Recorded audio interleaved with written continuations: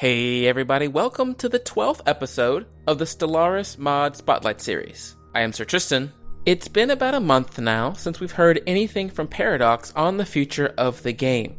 Now don't worry, it's not been abandoned or anything like that. Apparently, the sun only shines up there for about 1 month out of the year, so in Sweden, most of the country takes the month off to enjoy some time in the sun and soak up some delicious vitamin D. Now, it may seem a little annoying that everyone is gone for a whole month, but, being from Texas, I can totally relate. Anytime anyone sees so much as a single snowflake here, every major news outlet covers it like it's some big story, and businesses close down across the whole state. So I understand where they're coming from. So until Paradox returns with news about the next Stellaris patch, consider me your surrogate Paradox parent, here to provide you with some much needed love and, of course, Stellaris mods.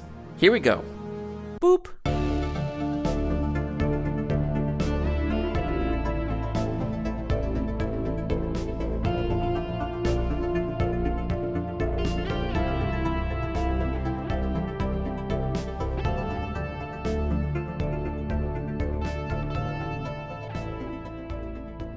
First mod for this week adds a bunch of variety to the trait system by adding 55 new traits to the game. Aptly named the 55 Trait Codex by Snowyammer, this mod does a lot more than just throwing in some stat modifiers onto the trait system. Not only has Snowyammer added some regular species traits to the mix, he's also tossed in some really interesting unique hero and ultimate traits. Let's look at the normal species traits first. There's 25, and as you can imagine, these are normal traits that are closest to what you might expect to find in the vanilla Stellaris trait section. Some examples include the Auspicious trait, which boosts mineral production output, the Consummate trait, which increases ethical divergence in your empire, the Dark Matter Enthusiast trait, which boosts your physics research output but reduces your engineering research output, and the Malevolent trait, which greatly reduces the happiness of other species in your empire and also boosts xenophobia across your empire too. There's a bunch more normal traits, and those aren't too impressive.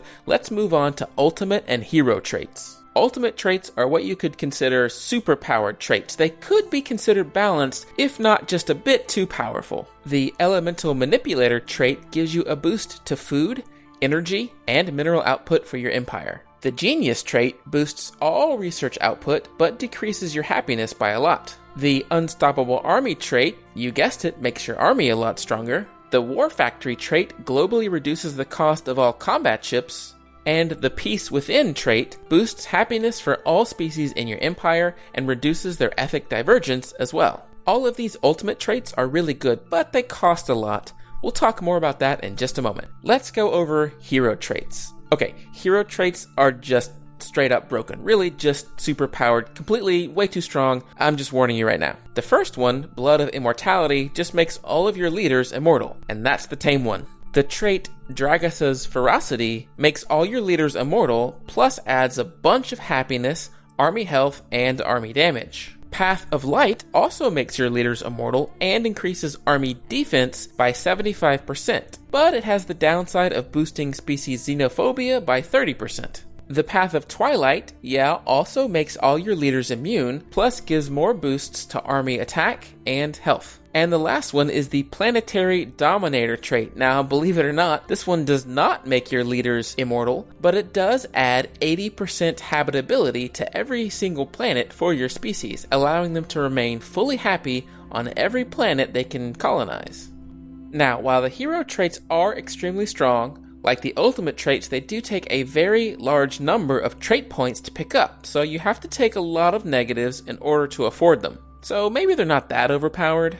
But because all these new traits cost so much, this mod also boosts your max trait count to 5 and your max trait points to 10, giving you just enough to buy these super strong traits if you're willing to take the negatives. As a part of the 55 trait count, this mod also adds some traits for your leaders to acquire as they level up. However, from what I saw, none of them provide super interesting benefits like the hero and the ultimate traits, so I'm not going to cover them all here. You can see them now in the background. I'll leave those for you to discover yourself. I gotta say, I really do like the idea of these super traits that cost a ton of points and you can only have one of, but they're also crazy strong and they take a lot of negatives to balance out. I really like the direction the mod creator has gone with this, and I hope to see a lot more stuff like this in the future.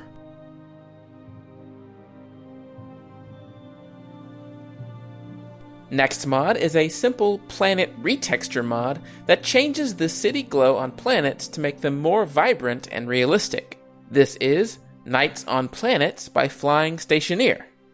Great name, by the way. This mod adds a bunch of new city glows on the planets, at least double or tripling the amount, making the planet look much more populated and lived on. I mean, come on, some of these planets have like 25 billion people living on them. Of course there's going to be cities everywhere. Now, the planets in Stellaris look a lot like the Earth does at night, filled with lights from end to end in the most populated parts. The color of the glow has also been tweaked slightly to a more natural color, and it looks a little bit less orange and slightly brighter as well. Each of the game's planets have been updated, so you'll see these changes on all of your planets from continental to tundra, ocean to jungle. It's a small mod, for sure, but it adds even more life to the planets when looking up close, and I really like that. If we were all to collectively answer the question, hey, what spaceport modules do you build? I feel like we would all kind of have the same answer. Solar panel network, ship assembly yards, and that's it. Honestly, I can't think of any others off the top of my head. Maybe the food one, the hydroponic farm, but that's kind of it. Okay, maybe that's a bit extreme. There are some useful ones besides just those, but still, the choices we do have only ever have a single tier. You can't ever upgrade them. There's not a lot you can do with them, and really, in the late game, how much benefit do you get from a +3 energy credit module? Not a whole lot. That's where the mod, More Spaceport Modules by Omega comes in. This mod adds 21 new higher tier modules to construct in your spaceports. There are 3 higher tiered versions of the solar panel network and the hydroponic farm, medium, large, and huge. Each spaceship assembly yard also has an advanced module, and many of the others have stronger versions too. As you could imagine, each of these higher tier modules require more minerals and time to build, and the highest tier of each type actually requires a specific brand new research to unlock. I actually like that part a lot. Tapping into the research system means your module upgrades are also tied to the semi-random nature of the Stellaris tech tree, so you're not going to get the same modules every single time. Okay, let's get into some math for a minute. I did notice that for their cost, the higher tier modules are a bit less efficient compared to the vanilla versions. For instance, the vanilla solar panel network costs 75 minerals and provides 3 energy. This means each energy costs you 25 minerals. The medium solar panel network, which is a part of this mod, costs 250 minerals and provides 6 energy. This means each energy costs 41.6, repeating of course, minerals. The higher tier versions take this concept even further, costing more, but providing slightly less.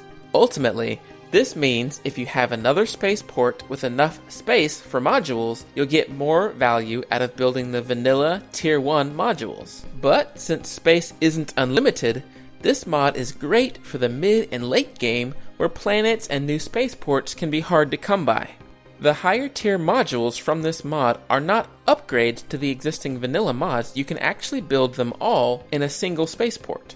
This means you could have a vanilla solar panel network, and then the medium, large, and huge solar panel networks from the mod, all in the same spaceport. This works really great for customizing your spaceports, or allowing you to completely ignore a resource on a planet's surface tile by using up all the modules in the spaceport.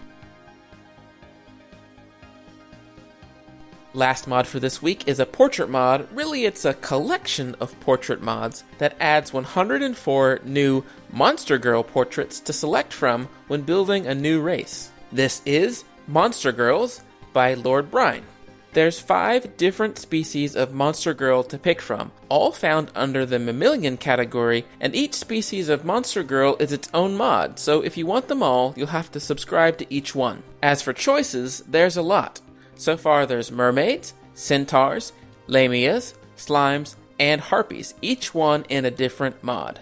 Each pack contains about 20 different portraits, and the game will choose from each of these when populating your planets or your leader portraits. Now, I don't know too much about Monstergirls, but I do know there are dozens and dozens and dozens of different types, so there's a good chance Lord Brine will be making additional Monstergirl packs for a long time to come. There's no single mod that includes all the available Monstergirl packs in a single race, so you can only use one Monstergirl species at a time. Hopefully, at some point in the future, we can get one all-inclusive Monstergirl race. That way, we can see all the different types of Monstergirls in a single empire.